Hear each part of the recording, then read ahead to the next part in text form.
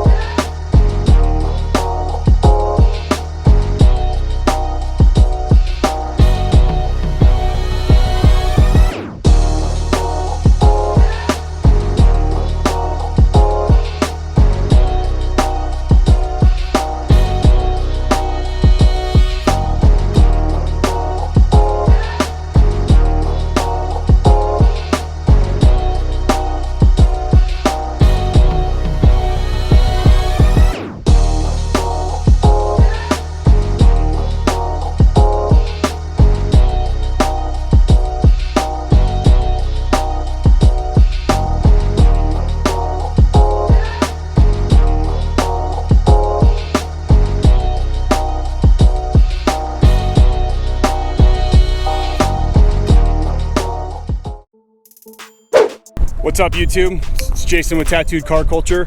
We're here with Wes and his beautiful, beautiful bagged out Challenger. So Wes, what do you want to tell the viewers about it? It's a 2017 392.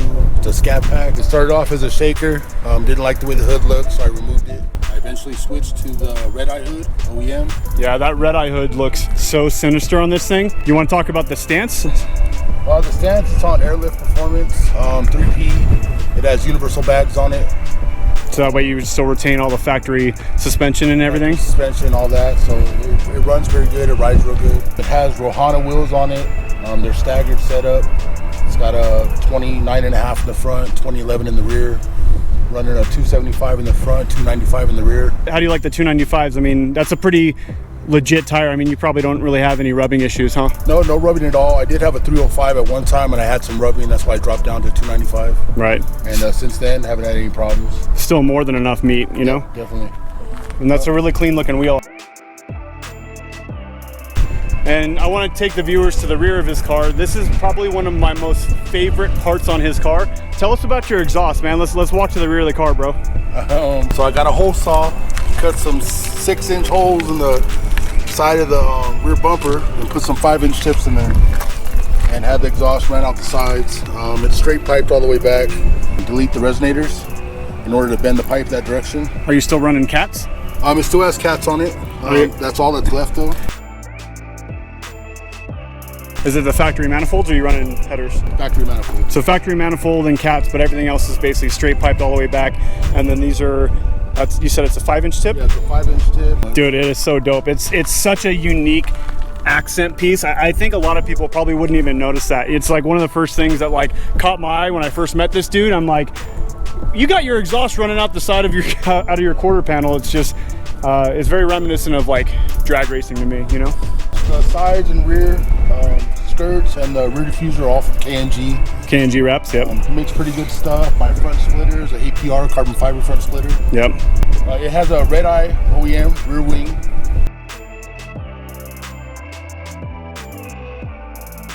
And Spoiler King's top roof spoiler, I guess.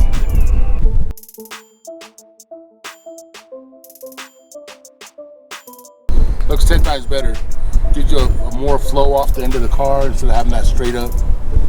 And I like the two-tone. I mean, a lot of guys you'll see do the two-tone down the middle, which still looks really good, you know, and you'll have a two-tone like roof, and then the lower part of the car will be the factory color or something of that nature. I really like how you went a different route because it still looks really clean. Who did your wrap? The wrap was actually done by me and my buddy Caesar. Oh, nice. We did it ourselves. It took us a while to get everything over, but we got it done. Looks clean, man. Just trying to split up the color, give the car a little bit more edge or look to it. So dope. Came out pretty good. Hell yeah. All right, Weston. So what do you have done to your engine bay? We got a lot of paint and hydrographic done by Creative Custom Finishings. Nice. That guy kills it, man. He does a great job. He gets it out in a quick time. Everything's top notch. It's all destroyer gray with a honeycomb. And then we went with a copper on all the centerpieces, trying to divide it, not so it doesn't look too cluttered. So Rick at Creative Custom Finishing did all of his hydrographics. This is the engine bay, and we'll show you the interior next, but hit him up for any of your needs if you guys are in SoCal. I know he does ship nationwide too, so if that's something that you're interested in, hit him up. All right, Weston, I love how you color matched your intake. What intake are you running? It's a AFI short ram intake. AFI, where are they out of? Florida. Oh, right on. That's a BMR strut bar. I got them front and rear. The real heavy duty is meant for drift cars, so there's actually no body sway at all in my car when I turn. Yeah, that's awesome. Again, I like how you color matched it to the rest of the car. Yeah, it came out pretty good. All right, Weston, so what do you have done to the interior? It's basically all stock except for I had him do the dashboard and the center console. It has that carbon fiber hydrograph. It's a 6-speed. Oh, that's awesome. That is one thing I wish they made with the Chargers. I wish they made them in manual. Don't get me wrong, like automatics are awesome for drag racing and whatnot, but there's just something about a 6-speed or any manual car for that matter. I feel it just really connects you more with the vehicle, you know? So especially when you running like a 6.4 liter with the manual transmission, Gets you in a lot of trouble, huh? You can feel the gears. I mean, it's a fun car to drive. A lot of torque, a lot of power. That's awesome. And then again, I love how you kept the same color scheme in the engine bay, tied it into your interior. You just have those copper accents. I just love it. Yeah, not too much. Wanted to keep it still subtle on the inside, so just put a little bit of it on there. All right, Weston, so what does your trunk look like? Just got your air ride system. I got another BMR rear strut bar in there. I had it painted by Creative Custom Finishings, copper, to match the engine and the rest of the stuff I've done. Also had them paint my extra license plate as well. That's awesome. To match it. Color match. So, attention to detail. Yeah, that's basically all of it right there.